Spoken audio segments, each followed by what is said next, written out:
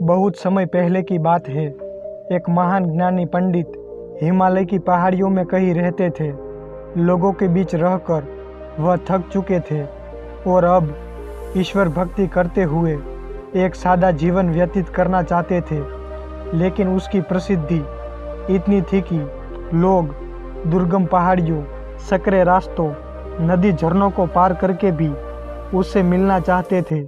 उसका मानना था कि यह विद्वान उसकी हर समस्या का समाधान कर सकता है। इस बार भी कुछ लोग ढूंढते हुए उसकी कुटिया तक आ पहुँचे। पंडित जी ने उन्हें इंतज़ार करने के लिए कहा। 3 दिन बीत गए। अब और भी कई लोग वहां पहुंच गए। जब लोगों के लिए जगह कम पड़ने लगी तब पंडित जी बोले, आज मैं आप सभी के प्रश्नों का उत्तर दूंगा, पर आपको वचन देना होगा कि यहाँ से जाने के बाद आप किसी और से इस स्थान के बारे में नहीं बताएंगे, ताकि आज के बाद मैं एकांत में रहकर अपनी साधना कर सकूं। चलिए अपनी अपनी समस्या बताइए। यह सुनते ही किसी ने अपनी परेशानी बतानी शुरू की, लेकिन वह अभी कुछ शब्द ही बोल पाया था कि बीच में किसी और ने अपनी बात कहनी शुरू कर दी। सभी जानते थे कि आज के बाद उन्हें कभी पंडित जी से बात करने का मौका नहीं मिलेगा, इसीलिए वे सब जल्दी से जल्दी अपनी बात रखना चाहते थे। कुछ ही देर में वहाँ का दृश्य मछली बाजार जैसा हो गया और अंततः पंडित जी को खींचकर बोलना पड़ा, कृपया शांत हो जाइए, अपनी अपनी समस्या एक पर्ची पर लिखकर मुझे दीजिए। सभी ने अपनी अपनी समस्या लिखकर आगे बढ़ा दी। पंडित जी ने सारे पर्चे लिए और उन्हें एक टोकरी में डालकर मिला दिया और बोले, इस टोकरी को एक दूसरे को पास कीजिए।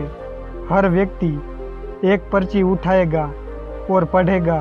उसके बाद उसे निर्णय लेना होगा कि क्या वो अपनी समस्याओं को इस समस्या से बदलना चाहता है।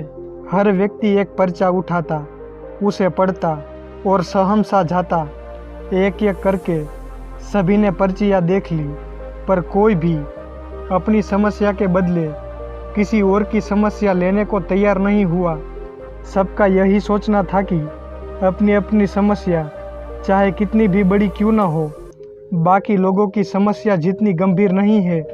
2 घंटे के बाद सभी अपनी अपनी पर्ची हाथ में लिए लौटने लगे। वे खुश थे कि उनकी समस्या उतनी बड़ी भी नहीं है जितना कि वे सोचते थे। दोस्तों, ऐसा कौन होगा जिसके जीवन में एक भी समस्या ना हो। हम सभी के जीवन में समस्याएं हैं। कोई अपनी हेल्थ से परेशान है तो कोई वेल्थ से। हमें इस बात को एक्सेप्ट करना चाहिए कि लाइफ है तो छोटी बड़ी समस्या आती ही रहेगी।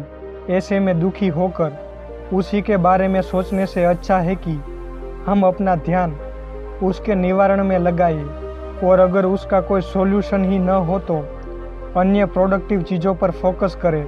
हमें लगता है कि सबसे बड़ी समस्या हमारी ही है, पर यकीन मानिए इस दुनिया में लोगों के पास इतनी बड़ी बड़ी प्रॉब्लम है कि हमारी तो उसके सामने कुछ भी नहीं। इसीलिए ईश्वर ने जो भी दिया है उसके लिए थैंकफुल रहिए और एक खुशहाल जीवन जीने का प्रयास करिए।